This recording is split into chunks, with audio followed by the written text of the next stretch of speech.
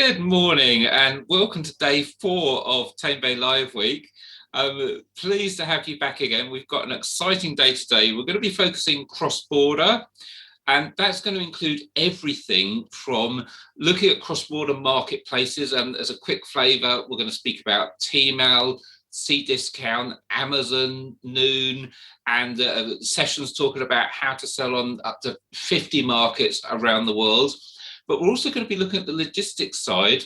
We're going to be speaking to some of the carriers. We're going to be speaking to some of the specialists who handle the mechanics behind getting products across customs borders, people to help with finance, people to help with meeting the marketplace requirements of what you need to do to make sure your products are seen on overseas marketplaces. Before we get started, I'd just like to remind you to make use of the networking areas on the Tamebay Live platform. You'll find that areas like coffee tables where you can sit down with friends. We also have our presenting partners all have a showcase. So if you want to know more about a particular company or to make contact with the speaker, go to the showcase area. And you'll find each presenting partner has a showcase where some of them will have people live that you can talk to straight away. They all have materials to download or videos to watch. And you can send a message and leave a comment asking them to get back in touch with you in the future. So if you're in a hurry, go to the presenting partner showcase and just click on their guest book, and that will leave them a message to let them know to get in touch with you after the event. The Totem platform will be open for an hour after the session's finished this afternoon. So there's plenty of time for networking, plenty of time to make sure you go to the showcases. Now, we've been asked several times, will you be able to watch Tamebay Live after the sessions have run? I'm happy to say the answer is yes. We'll be collating all of the recordings, and once Tamebay Live is finished, we'll be rebuilding the Tamebay Live website and getting them all loaded up there. So in a few days' time, you'll be able to watch any sessions you missed. And I say that because we've got a lot of sessions running, so we know you can't watch everything. So today, for example, on the retailers and brand stage, GFS are going to start with 4 carriers, Lidex, UKP Worldwide, Hermes UK, and DHL. And they're going to talk about best practice delivery around the world from the experts, from the people that actually do the deliveries. That will be followed by Jesse Ragg, and he's going to be talking about understanding marketplace requirements, because they do vary around the world. And he'll be talking about how to get best exposure for your products there. And then this afternoon, Cdiscount are going to talk about how to sell with their marketplace. Johnny from Plenty Markets is going to talk about how to sell on over 50 marketplaces around the world in just a few weeks. And then Leonardo from Sellers Funding is going to talk about how to finance a global business. And that's not just how to finance it, but it's also the most important bit, how to get your money back into the UK and into your bank account. In the meantime, on the other stage, we've got Lara and Desiree from Pattern who are going to talk about how to sell on Tmail Global. Now, these guys actually act on behalf of other retailers. So they've got first-hand experience of managing multiple retailers successfully on Tmail Global. So don't miss that session starting at 10. And then David from Pattern is going to do the same. He looks after the Middle East. So we're going to be looking at Noon and Amazon in the Middle East and how you can be successful there. This afternoon, Hurricane are going to take to the stage. Hurricane will co-hosting with us on the first day. Martin Noble is going to be back to talk about cross-border commerce in 2021 and beyond. There's been a lot of changes in the past year, not just Brexit, but worldwide changes on taxation, customs, electronic data, and Martin's going to walk us through that. And then Neil Flores from Channel Engines will talk about the opportunities and listing on overseas marketplaces. But before we get to all of that good stuff, I'm delighted to introduce Bobby from GFS. Bobby is going to be co-hosting today and introducing some of the sessions. And all of our speakers have agreed to take questions from the audience. So any questions you put in, you'll see beneath the screen that you're watching on right now, there's a red box. says submit a question. So if you've got a question for a speaker, type your question in there. And depending which session it is, either myself or Bobby will be putting as many of those questions to our speakers today as we can. Now, Bobby joined GFS back in 2017 as Group Marketing Director and as a member of their executive board. She's a real expert in international delivery and has done a ton of research into consumer attitudes and behaviours. So very well placed to not only host today's cross-border session, but also, Bobby, you're going to be hosting the first session with 4 Couriers. So welcome to Tamebay Live, Bobby. Thank you, Chris. Good morning, everyone. Really great to be here. So what are you looking forward to from today, Bobby? Well, you know, being here on Cross-Border Day is exactly our sweet spot because, as you know, GFS is the industry's largest provider of multi-carrier e-commerce services and also multi-carrier technology. So we take care of over 50 million parcels a year, making sure they get from checkout to doorstep and back again anywhere in the world. So Cross-Border Day for me is really important. And when I look at what we've got lined up, it's amazing. So like you said, Chris, it's all about selling abroad, how businesses can be successful in selling internationally outside of the UK, because there's a huge opportunity out there. And also how they can scale their business. So we've got a fantastic lineup, and I'm proud to say first up is going to be GFS with a group of our carrier partners talking about how to have a winning delivery strategy, because it's not a one size fits all. Like you said, we're going to have people here talking about how to finance growth and, you know, manage currencies and getting, you know, revenues back into the country. Fantastic. Got a whole group of marketplaces lined up today, because marketplaces are the natural first step to look at if you want to dip your toe in another market somewhere else. And then we've got, you know, companies like eChameleon and Jesse lined up, who's going to talk about how, you know, you can actually make it easier to sell on marketplaces and scale up. So I really hope that everyone that's joining this session, which by the way is the best stream, gets lots to take away with them today. Yeah, so we've got fantastic sessions. I've got to give the speakers on the other street, there's some fantastic content there as well. But the important thing, I think, is to pick the sessions which are most useful for your business. So for some people, if you're a larger brand or retailer and you want to find out about T-mail, then the other stream is definitely a place to start off. If you're an independent retailer or merchant and you're just starting out with cross-border, or you're having Brexit troubles or US troubles with the changes that are coming in there, then this is the stream to be on to start with. But all of the sessions are going to be recorded, so you're not going to miss out on anything. So pick the sessions which are most interesting today.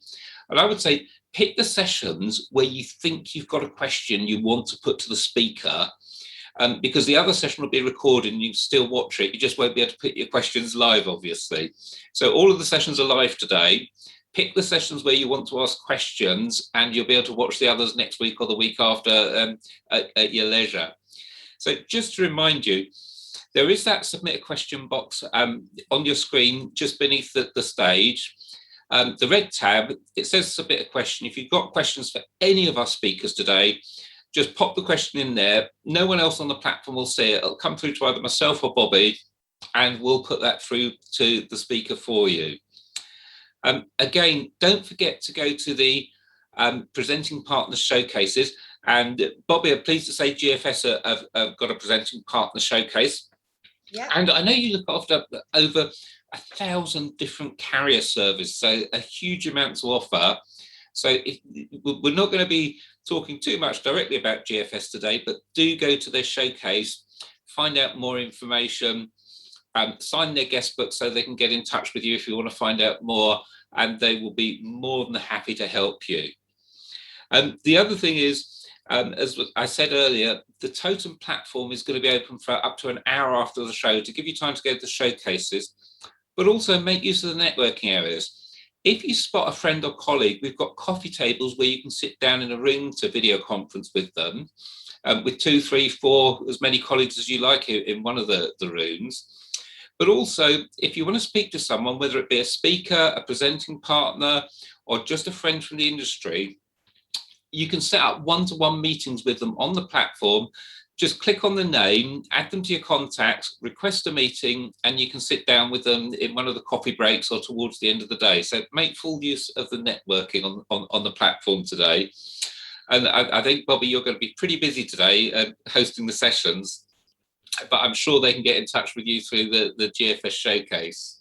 Absolutely, yeah. So we've got a full day coming up today, and I think it's a really exciting day cross-border, not just because of Brexit. Let's put Brexit behind us. It has got some challenges, but many of the challenges from Brexit are the same challenges you would get shipping to the US or anywhere else in the world. So we've got sessions today, like the first one with the carrier partners or GFS carrier partners, and then with Martin Noble on the other stream this afternoon, that are aimed specifically at talking about the new need for electronic information, pre-advice to be sent electronically, customs forms to be sent out, the correct HS codes. And there's so many things that can go wrong now. I mean, even Amazon have suspended their small parcels for their partner carrier program, getting them into Europe. It's a challenge for everyone, but we've got some real experts on sessions today that if you've got questions, they can be answered. And don't miss out the session. Don't miss the session with Avalara tomorrow, because they also are a huge amount of knowledge in this area. And talking about tomorrow's the final day of Tamebay Live, but we've saved some of the best from last. We've got people like Google speaking tomorrow, and we're going to be talking about expanding your business beyond just marketplaces. So come back tomorrow. But first of all, we've got today, which is Cross-Border Day. Welcome to Bobby. We're going to be seeing a lot of you today. And now it just remains for me to welcome our title sponsor, eBay, and their Vice President and UK General Manager, Murray Lamble, who's recorded a welcome message to everyone at Tamebay Live this week. So welcome, Murray, and we'll be back in 2 minutes with the first presentations of the day.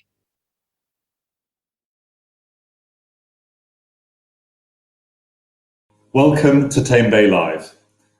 I'm Murray Lamble, General Manager of eBay in the UK, and we're delighted to be the lead sponsor of this year's inaugural online Tamebay event. We know that many of you will trade on eBay, and I do hope that you finish the week with loads of new ideas and insight and inspiration. It's been a big year for e-commerce and all of us trading online. I've seen many of you shift, amend, and adjust your businesses to make the most of the challenges that the retail landscape has provided all of us. Whether you're here to discover new ways to grow your business, network with brands, hear from industry experts and voices, or you're just looking for some insights and opportunities, I think there'll be plenty of opportunity from the agenda that the team have got lined up. I do hope that you get lots from the week. Specifically from eBay, there are sessions on our advertising products, sessions on improving your listings, and also more information about our new coded coupons product. I do hope that you'll visit us in the showcase area to hear more information. Thanks so much to the Tamebay team for organising a great lineup of webinars and speaker events. I wish you all a brilliant week of learning and networking.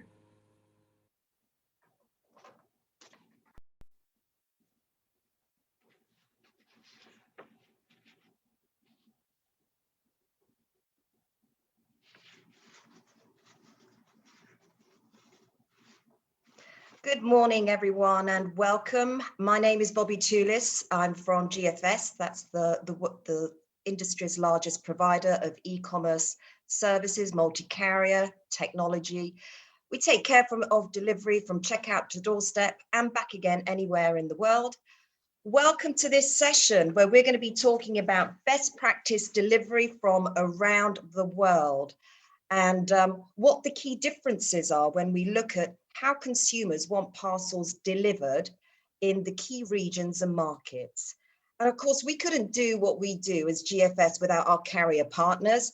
And I'm delighted to welcome some of them today to share their key insights on the delivery differences and preferences of customers in various markets. So we'll be looking at the UK, we'll be looking at US, we'll be looking at Europe, Far East and Asia. So all the core markets. Good morning, everyone. As we know, delivery is not a one size fits all, right? So I'm going to be going around the table and asking you all the same two questions. Start off first with a short introduction, and then everyone's going to get the same two questions where you can answer specifically for your region. And those questions are going to be around what are the top delivery preferences in those markets, and what are the key differences in how consumers in those markets would like to have their parcels delivered. So first up, let's start with close to home with the UK. And let's not forget that the UK is the third largest e-commerce market in the world. And Ros, I'd like to, would you like to introduce yourself first, because you're going to be covering UK. Good morning. Morning, everybody. Morning. Thank you, Bobby. I'm Ros Hunt. I'm the Director of E-commerce for Hermes. I'm responsible for C2C shipping and small and medium business accounts in the UK. I've spent 12 years in logistics, and before that, 10 years in retail and e-commerce. So hopefully I can give you some good insights today, and I'm focusing on the UK market. Thank you. Brilliant. Thanks, Ros. So first up, your question. Looking at the UK market, what do you see as the top 3 most popular delivery services in the UK? I think we've talked about this, and really the UK is a pretty complex market, and it's more than just the type of delivery service that people are interested in now. It's a combination of where do they want it delivered, when do they want it delivered, and can they change that delivery? And so when we talk about where do they want it delivered, delivery to home, clearly with COVID, is by far the most popular choice. I think we were seeing 99% of our deliveries going to a home or business address. And prior to that, probably would have been more of a kind of 80-20 home out of home. So customers obviously wanted that delivery to home because they wanted to be able to control that that parcel was left in a safe place, which they can do with Hermes. And also they wanted that contactless delivery. So it was just left at their doorstep and photo taken. I think now we're seeing rules relaxed. We are seeing people moving a little bit back to delivery to out of home, as we call it. So in Hermes, an out of home delivery is either to a parcel shop or to a locker. So we've got 5,000 parcel shops, 1,000 lockers. Parcel shops are the first choice for an out of home delivery. I think just because they're obviously in the community, people are used to actually going to collect that parcel from a person. We're definitely seeing an increase in the use of lockers because it's contactless again. And also they're 24/7. And even though we use our parcel shop partners are generally open until 10, a locker's 24 hours. So we are seeing an increase in the use of lockers, and we work with InPost, who are our locker provider.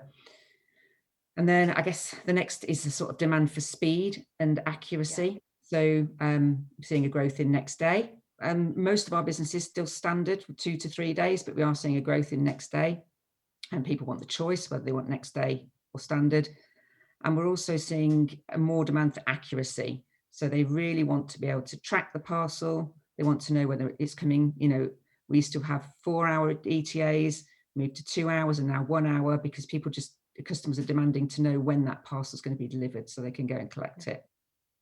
And I think the final sort of element for UK customers is they want this ability to have some flexibility around that delivery. So if they've delivered it having it delivered to home, they want to be able to change that. Their plans change. I think particularly now going out of lockdown and going back to work, suddenly you realise that you're not going to be in, so they want to be able to make a diversion to a parcel shop or to locker. So what would you say are the key differences then, Ros, when you compare UK consumers and how they want their parcels delivered? You mentioned a lot about home is the first choice. And I think even pre-pandemic, we've done some research together with IMRG and comparing the different markets. UK home delivery was the #1 preferred location by far. Yeah. But how do they compare with consumers in other markets? What are the key differences? I think, a lot of our, as I was saying, InPost is our locker partner. Yeah. InPost is huge in Poland, where going delivery to a locker is just the way everything is done in Poland. So I think, Eastern European maybe more like to use a locker or out of home solution. And then I guess we all know kind of in the Scandinavian countries where they're more remote, then deliver to out of home to a parcel shop or a post office equivalent is very popular. And then I suppose in France and also the kind of deliver to shop is very popular. Yeah. I think it's partly to do with our density of population in the UK that we want delivery to home because that's what we're used to, and all the carriers are set up to do that. But there's definitely, we are seeing an uplift in people having their parcel delivered to a parcel shop. Yeah. So so really when we think about the UK, it's, home is best, but of course what you're saying, and I'd say it's what we see from our experience as well, is that UK consumers do want a lot of choice, convenience, delivery to home is really important, but equally it's all about convenience and choice. So offering them a lot of delivery options. But a lot of that is going to be dictated not only by, when you think about delivery, you've got to think about how do consumers want delivery in that market so that you can localize it to that market, get the right delivery mix, get the right mix of delivery services. But also some of that is also dictated by the infrastructure and networks and in that country as well, which is a good sort of point to flip over to Guy and look at the US market. So Guy, could you quick intro, and then let's look at the US market, which again is very different to the way Ros has described UK consumers. Of course, yes, thank you. So I'm Guy Cliff. I'm a director at UKP Worldwide.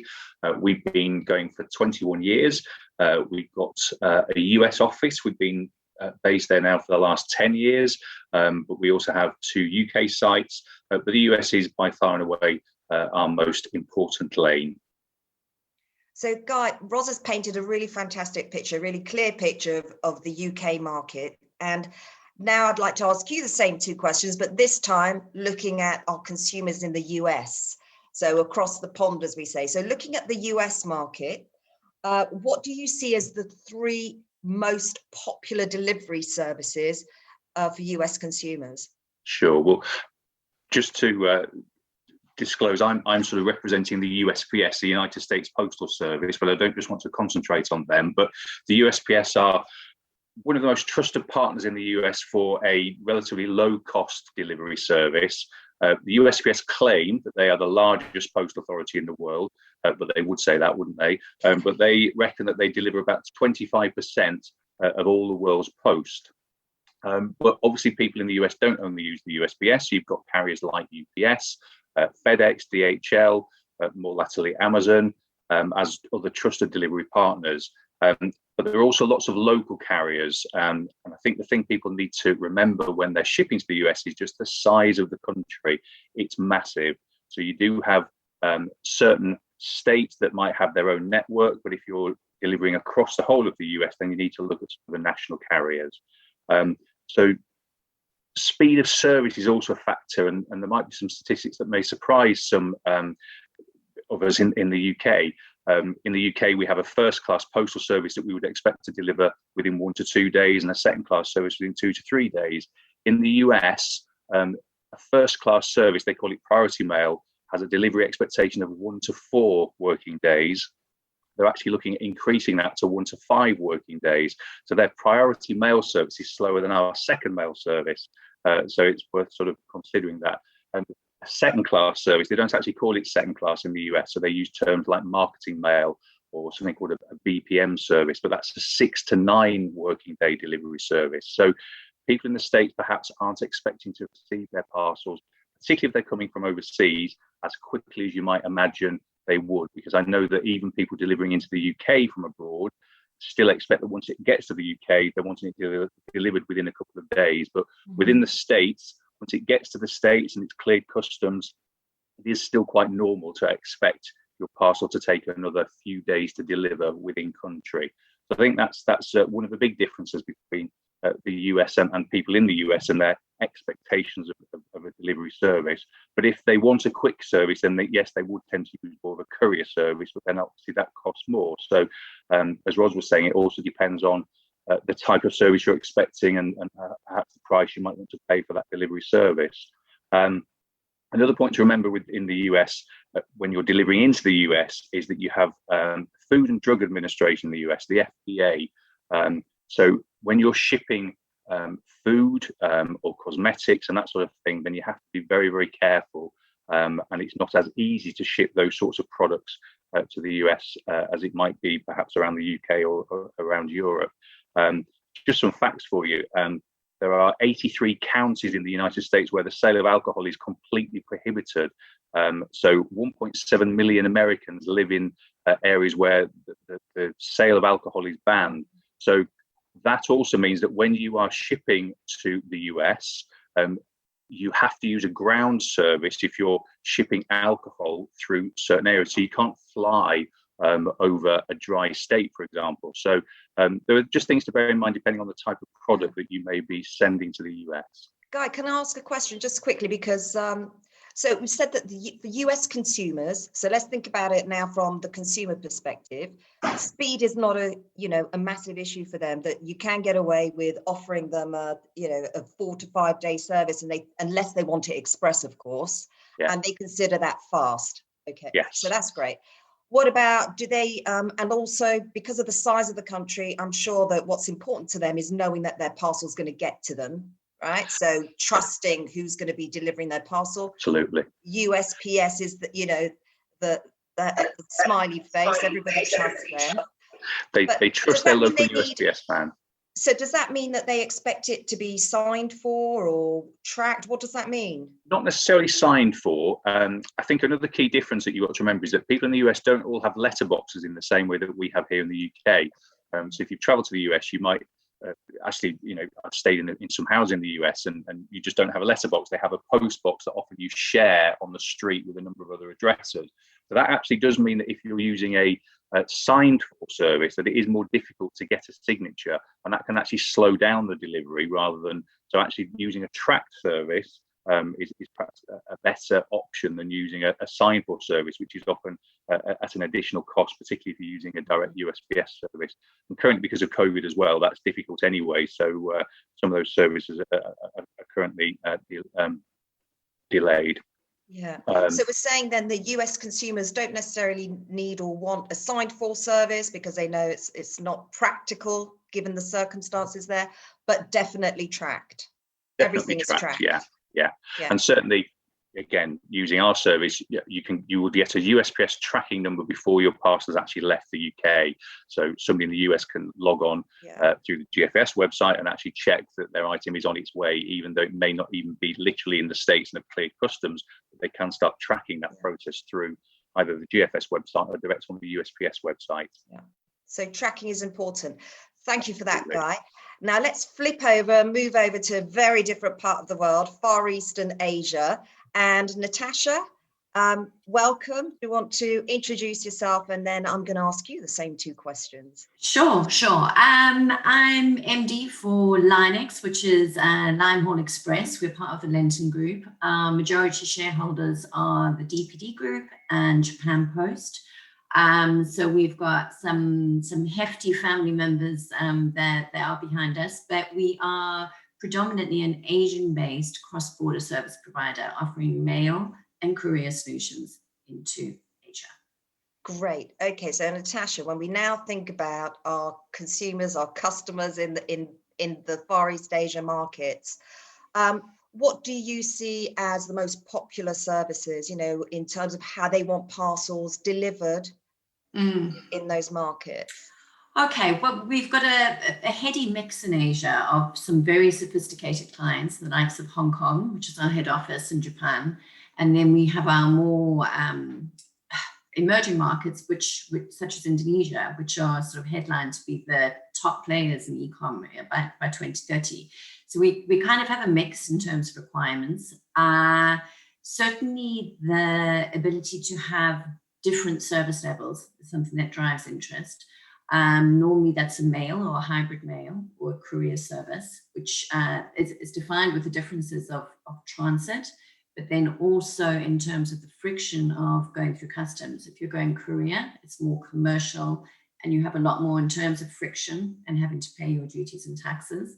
However, there is also a historical, or it probably drives it, is the less friction is going through mail, where quite often parcels don't get caught for customs and duties. So there's always that interest, but obviously it is very grey. And with mail, you don't necessarily always get your signature, whereas with courier, you will do. Yeah. Okay. Well, that's interesting. Still, some consumers might be willing to take the chance if it means. Well, it's a they chance. may not get caught by customs. Yeah, it's a percentage catch of whether it gets caught or not. Obviously, it's not something we would encourage or position as a selling thing, but in terms of what the market looks at and what drives the choice and being interested in having choice is having a mail or a hybrid service that goes through mail clearance, and then the courier, which is the more formalized clearance. And it's interesting because you've got such strong differences between the countries that make up that market, that region, in terms of consumer maturity and what they expect from delivery, and very different, very different. So it must be quite challenging to get the mix right if you're trying to it depends. Yeah, it depends on where the brands and retailers or merchants are positioning or selling to in terms of markets. I would always say your initial entry points, if your fashion, health, and beauty, would be looking at your easy ones, which are your Hong Kongs, your Japans, your South Koreas. After that, you've got the more complex, challenging places like India, Indonesia. China is always fun, Thailand, but also very rewarding markets, but less sophisticated, so more tricky in terms of your options and getting delivery through. Certainly less sophisticated, but as you say, the emerging markets where it's a bit of a land grab. So if you can get in there, then it's much greater opportunity. Yeah. And so when you think about the region, Far Eastern Asia, what do you see as the key differences, the key differences when you compare consumers in that region, say in China, for example, compared with consumers in other markets that we've talked about? Well, I think first of all, the Asian consumers as a whole love Western brands and see them as being authentic and genuine. So there's a great desire to buy from people in the Western world because of there's less risk of getting a product that is not genuine. So there's that desire to buy from the UK, and with that, or from Europe, and with that, the appreciation that it will take longer to get across to them, unless it's from a localized 3PL solution in Asia, if the goods are housed there. So there's an understanding of the transit, but there's certainly a demand to have options, like I said earlier, to have tracking, visibility, and ideally to have a POD service that they can actually see that the goods have been received. Obviously, it's a longer journey and they want to be able to monitor and know where their goods are. That's great. Thank you so much. And then finally, let's come to our European market. And Tom, would you like to introduce yourself? Absolutely. Good morning, Bobby. Great to be here. So I'm Tom Martin, Vice President of Sales for DHL. So DHL, we are part of the DPDHL group, as you guys will probably know. That's the world's largest delivery company, servicing over 200 countries. So although we're focusing on Europe today for this session, we're prominent markets are domestic, European, and intercontinental, global. So personally, I've got 22 years experience in the industry, working for a number of the key global integrators. So hopefully I can share some good insight and customer trends with you in the next 5-10 minutes. Brilliant. Thanks for that, Tom. So let's start then. Okay, so thinking about looking at the European market, Okay. what do you see as the top 3 services that consumers, and you probably may want to pick out 1 or 2 key markets, because obviously Europe is made up of many countries and they're all different. What are the top 2 or 3 services? Absolutely. And it's such an interesting and complex market, actually, the European market, because I think you already mentioned earlier, Bobby, that you've got the cultural play, you've got the levels of maturity, levels of infrastructure across that European base, and obviously the recent challenges that have come to head with Brexit. But just looking at that European e-commerce platform, it's a real growing and increasing in maturity across Europe, actually, and there's various different levels. So if you look at a UK and you look at a Germany, very, very mature in that e-commerce space. Very, very mature, obviously, as a roll on in terms of their carrier setup and infrastructure in providing customers omni-channels, choice, options to consign items, whether that be a door, whether that be a locker, whether that be a parcel shop. And actually, what we've seen through the pandemic is a real change in the type of customer that's shopping online as well, and a new type of customer online. So again, that's playing into that convenience and that choice element that you spoke about earlier. So just to summarize that very quickly and looking at the top 3, I think the most popular is still delivery to home, particularly in the UK. So 64% in the UK. I think Roz touched on it earlier. The preference is still to home. But then that really turns on its head if you think about the Nordics. So if you think about those Nordic countries, notably Norway, where they'll prefer a pickup option as opposed to home. So a high percentage and prominent, circa 60% plus, will want a shop off, more convenient option. And then we are seeing a growing demand now where people are wanting evening deliveries. So where Spain particularly like an evening delivery. So we're starting to see a demand for those kind of evening windows and collections. Probably less so through a pandemic because everyone's working from home and everyone's in. But as we get back into a normal routine and people are back in work, whatever new normal looks like, I'm confident that evening delivery demand and demand over a weekend as well, Saturday and Sunday preference, is certainly growing, and that's what we're seeing. Well, it is all around convenience, isn't it, and fitting around people's lifestyles and what they're doing at that point in time. Absolutely.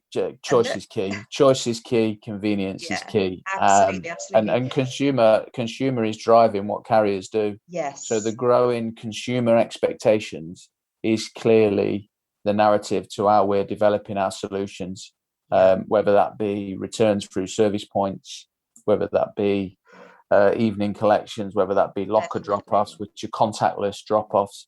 And Ross mentioned it earlier, information is key because there's a real thirst for information and an ability to track and gain real-time information from the carriers. So, which is why carriers have invested heavily in launching consumer apps and pre-notifications and SMS and we'll windows be covering for delivery later on as well when we talk about, why suddenly, I've heard in the industry, delivery started as purely an operational or logistics problem, if you like, and now it's shifting, it's bridging the gap between operations and logistics to all about sales and marketing and the delivery experience for the consumer. It's absolutely so important. And that's where the biggest investments are coming now, from certainly from a DHL point of view, and I'm sure our competitors are doing the same, but that is all around information technology, and sustainability is key as well, and also that customer experience. So it's looking at that end-to-end customer journey and making sure that's the best possible experience. And it's a tough old job, isn't it, trying to support retailers, when you think about the retailers, it's a tough old job because you're thinking about consumer, trying to get the consumer experience right, but then you've got to balance the commercials of that, the cost, everything you need to be able to deliver that. It's not a straightforward solution. And scale it. When you're talking about volume, you're scaling it as well. So absolutely. So when you talked about, how German consumers are very different, say, to other markets. I know that in France, what we see is that parcel shops, even drive-through parcel shops are really Absolutely. popular there. Yeah, correct. Spain, for example, they're not really big on, say, deliver to my neighbor if I'm not home, because, you know, chances are they may not see that parcel. It doesn't know if it's Yeah, Spanish and again, that's why Yeah. we're seeing that growing Gotta be demand for evening careful. deliveries. Spain is probably one of the biggest countries we're seeing for who are wanting an Really? evening delivery. Yeah, we're Okay. seeing that's a growing trend that we're starting to see. Yeah. But you're absolutely right. The likes of France, Spain, shop deliveries in Europe are growing, certainly growing. I think the Nordics are the most advanced in that space, though, where their absolute preference is a drop-off option, a local shop, a service point offering. Yeah. So to summarize that, what would you say are the key differences between, you know, some of the markets that we're talking about in Europe, when you compare the consumers and delivery in those markets with some of the markets we've already spoken about?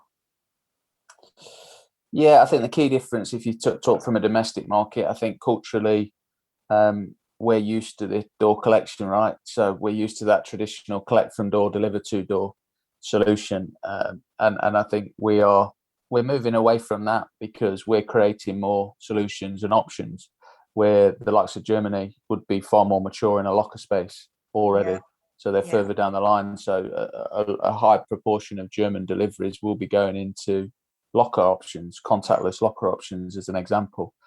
So there's a real contrast. So you've got the two biggest e-commerce markets, UK and Germany, in Europe. They've got a real contrast in terms of their delivery preference. So Yes, yeah, of very, course. very Yeah. interesting actually. And then also you've got those emerging Eastern countries as well. So your Poland, your Czech Republic, etc. That their e-com preferences are really, really growing. So thank you for that.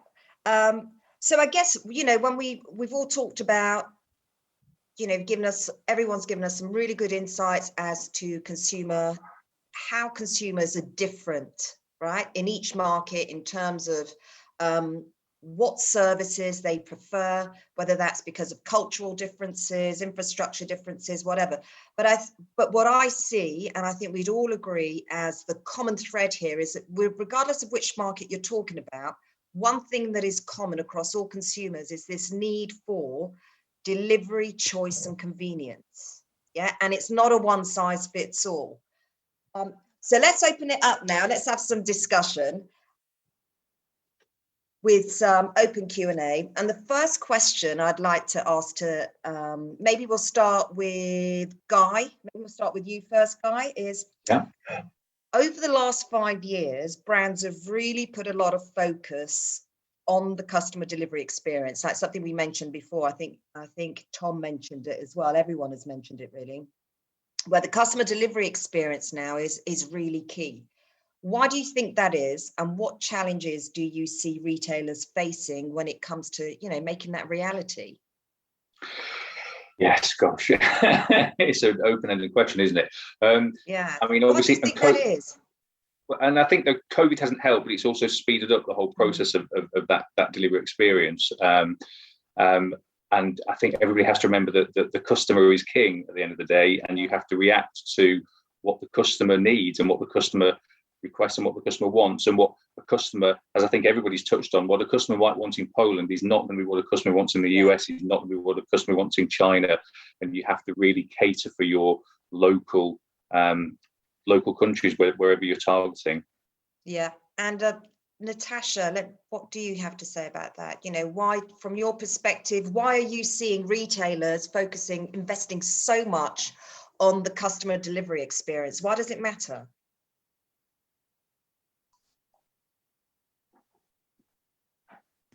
There, I was on mute. There you are.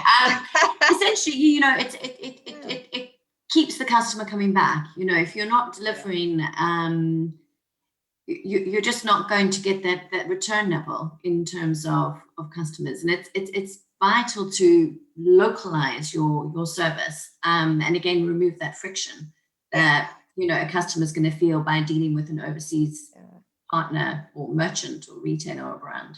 Absolutely.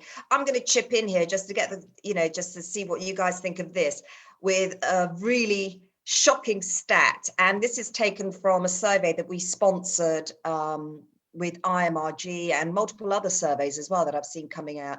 And it's all around the impact that delivery has on cart abandonment rates, right?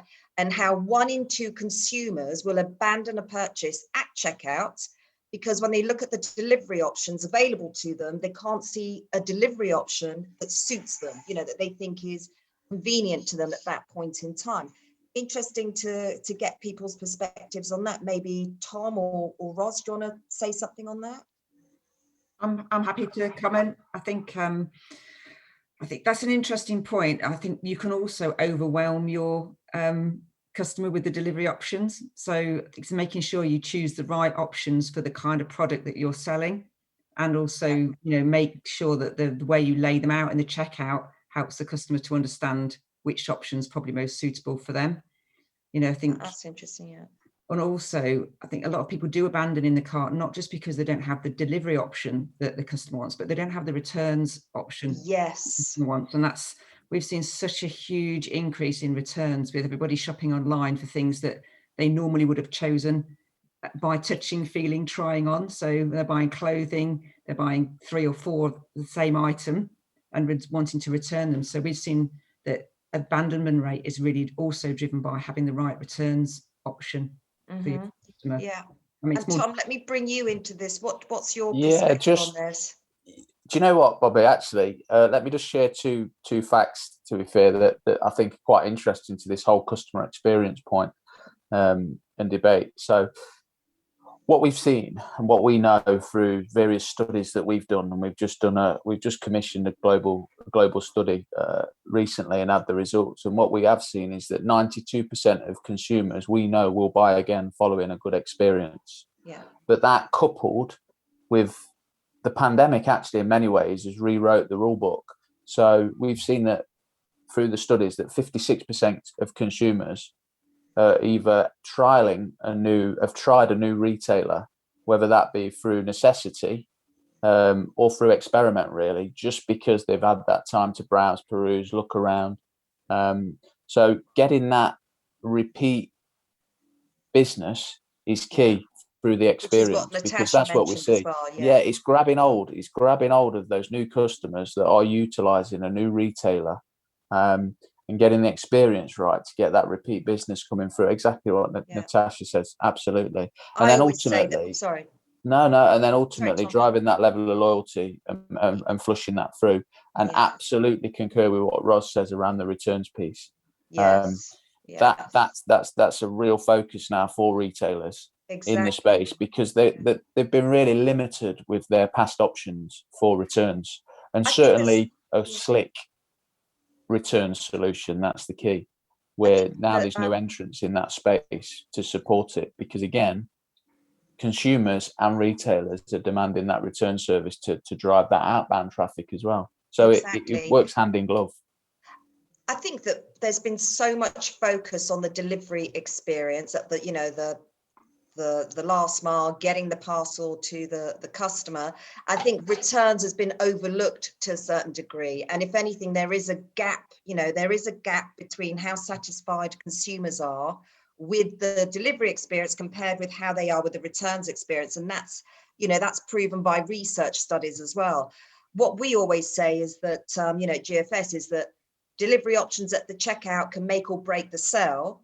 Right, the returns options that you offer at the checkout can determine whether your customer also comes back and buys from you again, because consumers are looking at both what delivery options are available to me, and they're also looking at, if I need to return this, how easy is it for me to be able to return this parcel, and that affects the purchase. Absolutely, and they're looking for options again, so we come back to choice. So exactly, they want options from a return solution. They don't want necessarily a traditional collect from my door, but equally they want a label-less solution, or they want to be able to print in store if they go into a shop, because they've not.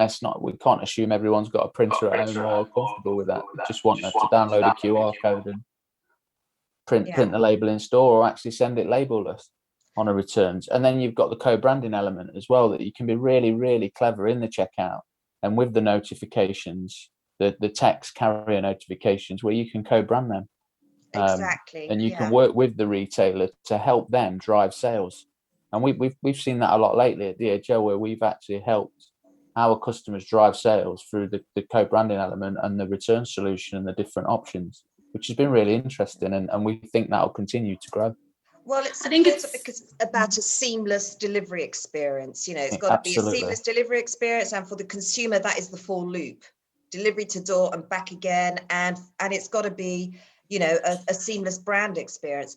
I think Natasha, you wanted I wanted Go to ahead. jump in. You know, I think different markets have well, I know different markets have different returns levels and different expectations from the customers.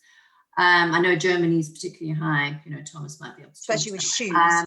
shoes. The UK as well. You know, people ordering multiple sizes, and in other countries, it's much lower in terms of single percentage numbers. And then in places like Asia, in certain countries, you know, in the likes of China, etc., customers are more open to negotiating to keep the goods as well.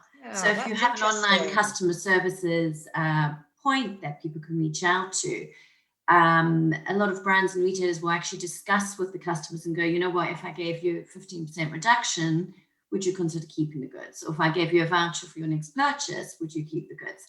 And that is a strategy that a lot of brands use. As you know, you're talking, Thomas, about alternatives and options. Yes, you can return your goods, and this is the cost, and this is the process, or else taking a different view, maybe on a monthly or quarterly perspective in terms of how you approach returns requests with your customers. So there's a myriad of different market approaches that can be used. I wonder if what you've just described in terms of not necessarily a knee-jerk return something where the retailer will try and negotiate to incentivize the customer to keep the return. I wonder whether that could work in some, you know, the other markets that we've talked about today, because the cost of returns to retailers is absolutely huge. And I heard somewhere, I think I read it somewhere, that said that at the moment, the biggest cost to businesses is the amount of stock and merchandise they have tied up in the return journey. You know, at certain, and then it's redundant. Stuck in the warehouse. And then it's redundant stock when it gets back, because it's no longer relevant because the season has changed or it's gone to sale, so it ends up being reduced. It sometimes has to be repacked, you know, pressed. It's a huge cost. It's a huge cost. I wonder if how about the rest of you? Are you seeing do you see any of that, say, in your markets? Guy, do you see that in the US, for example, where you can negotiate with a customer to I must admit, no, that I haven't heard of that. I'm not surprised. It was really interesting to know. And I think that then is just about different cultures, isn't it? And I think different cultures will adopt that, and others, perhaps we here in the UK with our stiff upper lip would be a little bit more embarrassed about going down that route. But who knows? I mean, I might give it a go next time I want to return something. But I think as well, give it a go, just one point I wanted to make is I think retailers need to just really consider what the delivery expectation is and be honest and transparent with their customers. So I think if you're telling a customer that something's going to land in 3 days and it takes 5, they're going to be disappointed. If you tell a customer it's going to take 7 and it takes 5, they're going to be really, really happy. And particularly because of delivery expectations have obviously just gone ridiculous because of COVID, etc., especially when you're delivering overseas. And I just think more retailers just need to perhaps be a little bit more open and transparent. And also, they do push at all of us representing here today. They forget that it might take 2 or 3 days to pick and pack, but they still expect us to deliver in a day. So, you know, just remember that, you know, as a retailer, how long is it going to take you to do that pick and pack before you actually hand over to the carrier, and then have an honest conversation with the carrier about how long that delivery is going to take. And just because you might want, let's say, a 3-day delivery to the US doesn't mean you're going to get one. So just be honest with people. And I think it's about the notifications and managing customer expectations through constant communication. So Ros, what about the UK? Do you reckon we could start seeing retailers incentivizing us to keep our goods rather than return them? What do you think? I'm not seeing it myself at the moment, but I guess if the kind of continuation of people wanting more green solutions, and that Yes. kind of environmental impact of returning something and the carbon footprint required to return that, if that's something that starts to grow with people and they actually think, you know what, rather than return it, I will you know, keep it for a discount. That's potentially something that might come across. Or I think if we might probably get people to maybe consolidate their returns more. Yeah, that could reduce Yeah. it down as well. I know, Yes. Yeah. obviously we consolidate deliveries, but we have so many items. Why, you know, could they consolidate returns in some way? Yes. You know, Yes. so, And I think from a commercial perspective, you know, there's a commercial decision to be made, which is the cost benefit. Like Natasha said earlier, it may be more cost effective for you to give them another 10%, to give them 10% back, or give them a 50% discount on the next purchase, than it would cost you to then, you know, have that item delivered back to where it needs to be, repacked and whatever. So returns is definitely going to, we talk about it as being, you know, the next pandemic after. I think we have to remember as well that, you know, in the UK, you have the legal right to return something that you've bought online. So Yeah. a lot of people will buy something online because they know they have the right to return it. So if you make that return maybe more difficult for them, or they feel that they can't return it, they may be less likely to purchase in the first place. Absolutely. Absolutely. You know, Yeah, which is why, you know, delivery and returns, and that's the key takeaway here. Delivery and returns matter. You know, don't forget about returns. They do make or break the sale at the point of checkout. So think about the mix of delivery services you're going to be offering to your customers, and make sure that you localize it and tailor it for that market. But I've got one last question that we all want to be, you know, chomping at the bit to talk about, and that is COVID. And we've all mentioned pandemic. You know, it's accelerated e-commerce by 10 years. You know, we've seen 10 years of e-commerce growth in the last 12 months because of the pandemic. And we talk about the next normal, not the new normal, but the next normal.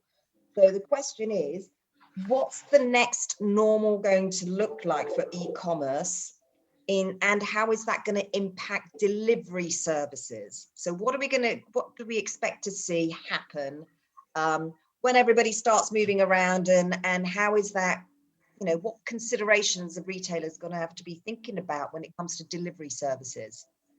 So let me point that one to Tom first, because he's scratching his beard there. Go on, Tom. Scratching his beard, yeah. Yeah. It's just an itch, Bobby. That's all. No. In all seriousness, actually, just throw something into the mix. We're looking at the moment at live streaming commerce, which we think that this will be one of the next big things that is going to start driving demand. And what I mean by live streaming commerce is using the social platforms and the influencer type platforms. We're taking it to the next level. So almost a modern day QVC shopping channel online, but actually allowing big brands and retailers to introduce and showcase their products in a live stream environment, but actually whilst engaging the prospects, getting them to make a purchase in real time. Just like QVC. Yeah, but exactly that. But you've seen all the live streaming, but actually what we've not seen is that kind of making them purchases and keeping them in the live platform. So it's more of an impulsive purchase in real time. But what that will drive for carriers. So the point is, I think there'll be an expectation on the final mile element to be as slick and as innovative and as digital as that initial experience, because you're talking to a new buyer in this place, probably more of a millennial Generation X type buyer that actually wants to just continue to interact in this live digitalized world and this digitalized environment. So I think that for me is kind of the natural next step to what we're already doing. And that you're right, that 10-year acceleration has put us there in some ways. So we're already there, but I think that will kind of really increase, and we'll see a lot more sales going through that channel rather than a traditional website. And the delivery impact on that, as you're saying, it's got to be a slick experience from a delivery perspective. Yeah, well, you've almost got to try and keep them in that. Yeah, exactly that. You've got to try and keep them in that same channel. That's going to be interesting. How about Guy? What's your perspective on this? Sorry, I think as well, and that's really interesting. Thomas, I remember being at a conference, it's a good few years ago now, and people were talking about delivering to cars and having, the boot of the car. Yeah, that's right, which sort of hasn't really taken off. I remember at the time that being something that people were getting all excited about.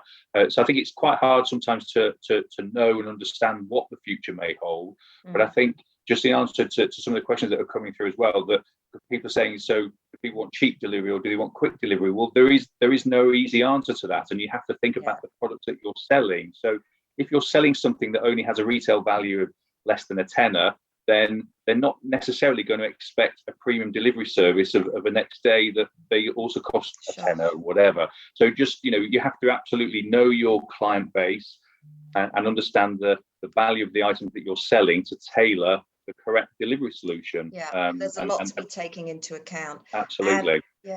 Natasha, what's your perspective on this? Do you see any key changes in terms of delivery? I think there's a lot that's probably we couldn't even begin to guess. Going back to Thomas's point about live streaming sales, that's been happening in Asia for forever now. I remember when I was with my previous employee, Macy's live streamed on the 4th of July.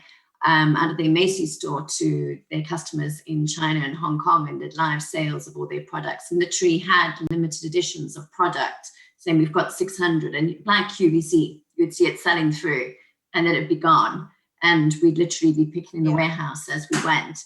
So yeah, certainly that is. I think there will be, much like we were talking, Ross mentioned about consolidation of returns. I think with green moving forward, that there'll certainly be a drive towards consolidating outbound, probably to post office counters or lockers in a Pudo type fashion. Whether we go back to almost a PO box sort of parcel location for consumers, where all their parcels will be delivered to one place for uplift. I don't know, but I think there'll certainly be a lot around the eco-friendly side that will be driving things. And a great opportunity for us carriers in the industry to be collaborating more closely to enable consolidation. Why do we need 10 different trucks driving down the same street if we could have all the parcels in one truck? Sure. And just Natasha, just on that China piece, you're absolutely right. I think that's been happening a while in China, and they're on pace to deliver a compound annual growth rate of around 45.7%, and it's expected to reach 100 billion Chinese yen by 2023. That's 13 billion crazy. euros. I mean, Asia lead the way absolutely with all that. flying. They're leading the market in that space, and I do think it will come across to the West.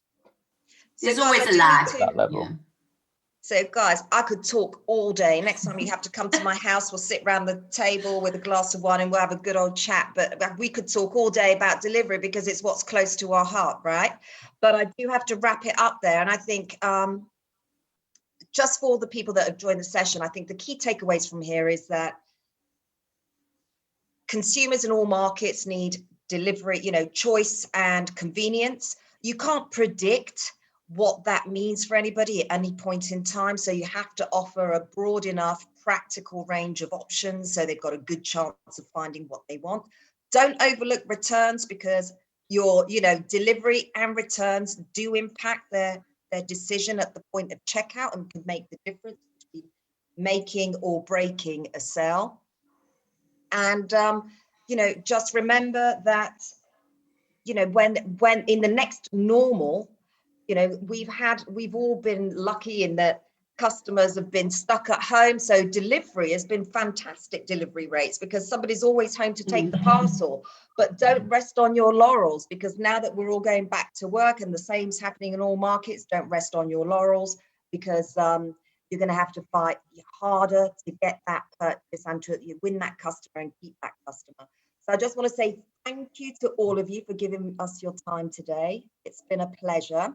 And guys, don't forget, we're now going to have a 15-minute break. So please do use the time to go and network, go and visit showcases to talk to some of the partners here today.